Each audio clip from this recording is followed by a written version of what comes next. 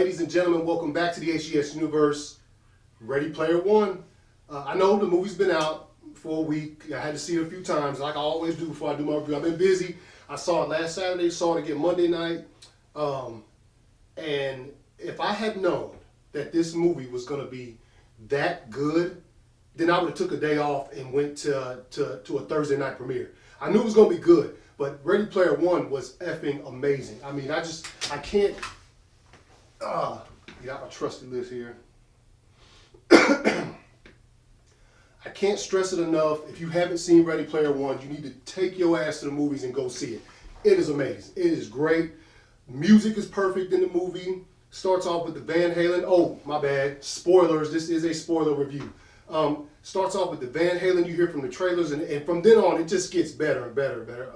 But I like at the beginning, too, how they explain the entire plot of the film, what the Oasis is and what the contest is, and, you know, how important it is to all of these people to solve these clues and find the keys so they can get the Easter egg. There are a million. I mean, I don't even know about all of them pop culture references in this movie. From the 80s, 90s, it is amazing. I mean, for somebody like me I grew up in that time, you know what I'm saying? I was a young kid in the 80s, and then in the 90s, a teenager. Like, I grew up in that time. So all of this stuff is very impressionable on me. At the beginning, that race had me on the edge the entire time. It is amazing. All the stuff that you can't even take it all in. Even seeing it twice, I still wasn't able to take it in. It is one of the best races I've ever seen on film, hands down. The visual effects in this movie it's some of the best visual effects I've ever seen in my entire life. I have to tell you, everything is crisp, clear, everything looks good, everything. There's not one point in here where I could say that doesn't look real. Because most of the movie takes place inside of a virtual reality video game, it bodes perfectly for the visual effects, and they picked the perfect ones for it. He drives Parzival, main character, drives a freaking DeLorean, man. And then I like how it has the little Knight Rider light on the front of it, the little, that's great. All these, the thumbs up from a la Terminator 2 that the Iron Giant gives right before he melts into the lava. That's cool, that's cool. Let's see. Oh, there's a part where Parzival's fighting, he's fighting Sorrento, and he hits him with the Hadouken. That part right there got me. So much in this movie, man. Like I said, I couldn't find a flaw in it. If you haven't seen it, I stress it. I say it again. Go see this movie. You can see I got my cheap 80s crap on right now.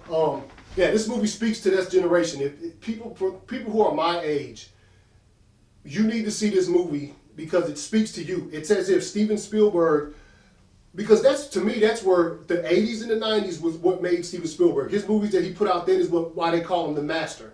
And I think that if his movies didn't make money, they wouldn't call him that. And to make money, you have to have people buying tickets. And I think this was a thank you to all the people who bought tickets in the 80s and 90s that made Steven Spielberg who he is today. And let me tell you, I appreciated Mr. Spielberg a lot. There's lots of DC character references in there. Freddy Krueger, Jason, Spawn. Like, I can just keep naming them all. It's really hard to catch, and I can't wait for the digital or the Blu-ray so I can just watch it and pause it and look at all the things and see if I can find more. There are a couple videos on YouTube too you can find that talk about all the Easter eggs and stuff that are in this movie, and there's a lot of them. It's hard to take all of it in. Yeah, man. There's a Mayor Goldie Wilson campaign poster on that scene where Parzival's trying on different outfits. First he's Prince, then he's Michael Jackson, and then he ends up going with Buckaroo Banzai. Oh man, a lot of this stuff just brings a smile to my face, man. I'm gonna tell you again, if you haven't seen Ready Player One, go see this movie. It's amazing. I mean, the last time, to be truthfully honest, the last time that I had this type of experience and these type of feelings after watching a film, it was The Matrix. Same thing. I think Ready Player One could be a game changer, man. The Matrix, as you know, visual effects wise and the way movies were shot, was a game changer. Excuse me. And this movie, I feel, is on that same type level, like Star Wars, like the original A New Hope when it came out in '77. That game-changing movie that's going to change the future of of film and cinema and how you're gonna do stuff.